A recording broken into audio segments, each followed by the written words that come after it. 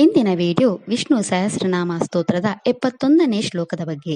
ಈ ವಿಡಿಯೋದಲ್ಲಿ ವಿಷ್ಣು ಸಹಸ್ರನಾಮ ಸ್ತೋತ್ರದ 71ನೇ ಶ್ಲೋಕದ ಅರ್ಥವನ್ನು ತಿಳಿದುಕೊಳ್ಳೋಣ ಮತ್ತು ಈ ಶ್ಲೋಕವನ್ನು ಪಠಿಸುವುದರಿಂದಾಗುವ ಪ್ರಯೋಜನಗಳನ್ನು ಸಹ ನಾವು ತಿಳಿಯೋಣ.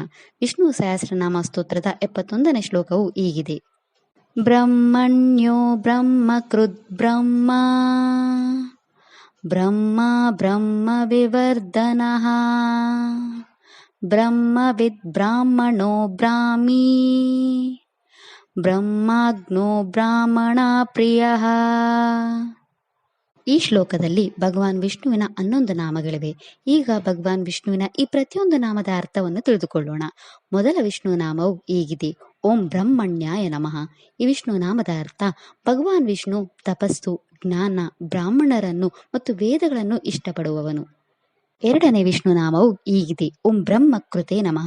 ಈ ವಿಷ್ಣು ನಾಮದ ಅರ್ಥ ಭಗವಾನ್ ವಿಷ್ಣು ವಿವಿಧ ತಪಸ್ಸುಗಳನ್ನು ಮಾಡುವವನು. ಮೂರನೇ ವಿಷ್ಣು ನಾಮವು ಹೀಗಿದೆ. ಓಂ ಬ್ರಹ್ಮನೇ ನಮಃ. ಈ ವಿಷ್ಣು ನಾಮದ ಅರ್ಥ ಭಗವಾನ್ ವಿಷ್ಣು ಸೃಷ್ಟಿಕರ್ತನಾಗಿ ಅಥವಾ ವಿಶ್ವದಲ್ಲಿ ಎಲ್ಲವನ್ನೂ ಸೃಷ್ಟಿಸುವವನಾಗಿ ಬ್ರಹ್ಮನ ರೂಪದಲ್ಲಿರುವವನು. ನಾಲ್ಕನೇ ವಿಷ್ಣು ನಾಮವು ಹೀಗಿದೆ. ಓಂ ಬ್ರಾಹ್ಮಣೇ ನಮಃ. ಈ ವಿಷ್ಣು ನಾಮದ ಅರ್ಥ ಭಗವಾನ್ ವಿಷ್ಣು ನಿಜವಾದ ಬ್ರಾಹ್ಮಣನಾಗಿದ್ದಾನೆ ಅಥವಾ ಬ್ರಾಹ್ಮಣನ ನಿಜವಾದ ಗುಣಗಳನ್ನು ತೋರಿಸುವವನು. ಐದನೇ ವಿಷ್ಣು ನಾಮವು ಹೀಗಿದೆ. ಓಂ ಬ್ರಹ್ಮಾಯ ನಮಃ. ಈ ವಿಷ್ಣು ನಾಮದ ಅರ್ಥ ಭಗವಾನ್ ವಿಷ್ಣು ಸತ್ಯ, ಜ್ಞಾನ ಮತ್ತು ಅನಂತ ಗುಣಗಳ ರೂಪದಲ್ಲಿರುವವನು. ಆರನೇ ವಿಷ್ಣು ನಾಮವು ಹೀಗಿದೆ. ಓಂ ಬ್ರಹ್ಮ ವಿವರ್ಧನಾಯ ನಮಃ. ಈ ವಿಷ್ಣು ನಾಮದ ಅರ್ಥ ಭಗವಾನ್ ವಿಷ್ಣು ವಿವಿಧ ರೀತಿಯ ತಪಸ್ಸುಗಳನ್ನು ಪ್ರೋತ್ಸಾಹಿಸುವವನು ಅಥವಾ ತಪಸ್ಸು ಮತ್ತು ಆಧ್ಯಾತ್ಮಿಕ ಶಿಸ್ತುಗಳನ್ನು ಉತ್ತೇಜಿಸುವವನು. ಏಳನೇ ವಿಷ್ಣು ನಾಮವು ಹೀಗಿದೆ. ಓಂ ಬ್ರಹ್ಮವಿದೇ ನಮಃ. ಈ ವಿಷ್ಣು ನಾಮದ ಅರ್ಥ ಭಗವಾನ್ ವಿಷ್ಣು ವೇದಗಳನ್ನು ಸರಿಯಾಗಿ ತಿಳಿದಿರುವವನು. ಎಂಟನೇ ವಿಷ್ಣು ನಾಮವು ಹೀಗಿದೆ. ಓಂ ಬ್ರಾಹ್ಮಣಾಯ ನಮಃ. ಈ ವಿಷ್ಣು ನಾಮದ ಅರ್ಥ ಭಗವಾನ್ ವಿಷ್ಣು ಬ್ರಾಹ್ಮಣ ರೂಪದಲ್ಲಿ ವೇದಗಳನ್ನು ಬೋಧಿಸುವವನು ಅಥವಾ ವೇದಗಳ ನಿಯಮಗಳನ್ನು ಇಡೀ ಜಗತ್ತಿಗೆ ಬೋಧಿಸುವವನು. ಒಂಬತ್ತನೇ ವಿಷ್ಣು ನಾಮವು ಹೀಗಿದೆ. ಓಂ ಬ್ರಾಹ್ಮಣೇ ನಮಃ. ಈ ವಿಷ್ಣು ನಾಮದ ಅರ್ಥ ಭಗವಾನ್ ವಿಷ್ಣು ಬ್ರಹ್ಮನಿಂದ ಸೃಷ್ಟಿಸಲ್ಪಟ್ಟ ಎಲ್ಲವನ್ನು ನಿಯಂತ್ರಿಸುವವನು.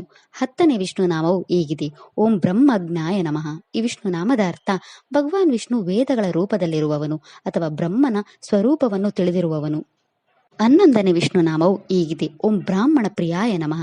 ಈ ವಿಷ್ಣು ನಾಮದ ಅರ್ಥ ಭಗವಾನ್ ವಿಷ್ಣು ಬ್ರಾಹ್ಮಣರಿಗೆ ಪ್ರಿಯನಾದವನು ಅಥವಾ ಎಲ್ಲ ಬ್ರಾಹ್ಮಣರು ವಿಷ್ಣುವಿನಲ್ಲಿ ಭಕ್ತಿಯುಳ್ಳವರು.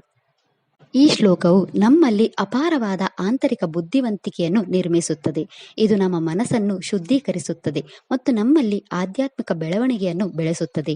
ಈ ಶ್ಲೋಕವನ್ನು ಪಠಿಸುವುದರಿಂದ ನಮಗೆ ವೇದ ಜ್ಞಾನವನ್ನು ಪಡೆಯಲು ಸಹಾಯವಾಗುತ್ತದೆ ಮತ್ತು ಆತ್ಮ ಸಾಕ್ಷಾತ್ಕಾರ ಮತ್ತು ವಿಮೋಚನೆಗೆ ಹತ್ತಿರವಾಗಲು ಸಹಾಯ ಮಾಡುತ್ತದೆ. ಜ್ಯೇಷ್ಠ ನಕ್ಷತ್ರಕ್ಕೆ ಸೇರಿದ ಜನರು ತಮ್ಮ ಜೀವನದಲ್ಲಿನ ಎಲ್ಲಾ ಸಮಸ್ಯೆಗಳನ್ನು ತೊಡೆದುಹಾಕಲು ಮತ್ತು ನಿಮ್ಮ ಜೀವನದಲ್ಲಿ ಎಲ್ಲಾ ಶುಭಗಳನ್ನು ಪಡೆಯಲು ಈ ಮಂತ್ರವನ್ನು 27 ಬಾರಿ ಜಪಿಸಬೇಕು. ಇದಿಷ್ಟು ವಿಷ್ಣು ಸಹಸ್ರನಾಮ ಸ್ತೋತ್ರದ 71ನೇ ಶ್ಲೋಕದ ಕುರಿತಾಗಿತ್ತು. ನಾಳೆಯ ವಿಡಿಯೋದಲ್ಲಿ ವಿಷ್ಣು ಸಹಸ್ರನಾಮ ಸ್ತೋತ್ರದ 72ನೇ ಶ್ಲೋಕದ ಮೇಲೆ ಚಿಂತನೆಯನ್ನು ಮಾಡೋಣ. ಶ್ರೀಕೃಷ್ಣ ಅರ್ಪಣಮಸ್ತು. ಈ ವಿಡಿಯೋ ಇಷ್ಟ ಆದರೆ ಲೈಕ್ ಮಾಡಿ, ಶೇರ್ ಮಾಡಿ ಮತ್ತು ಚಾನೆಲ್ ಸಪೋರ್ಟ್ ಮಾಡೋಕೆ ಸಬ್ಸ್ಕ್ರೈಬ್ ಮಾಡಿ. ಧನ್ಯವಾದಗಳು.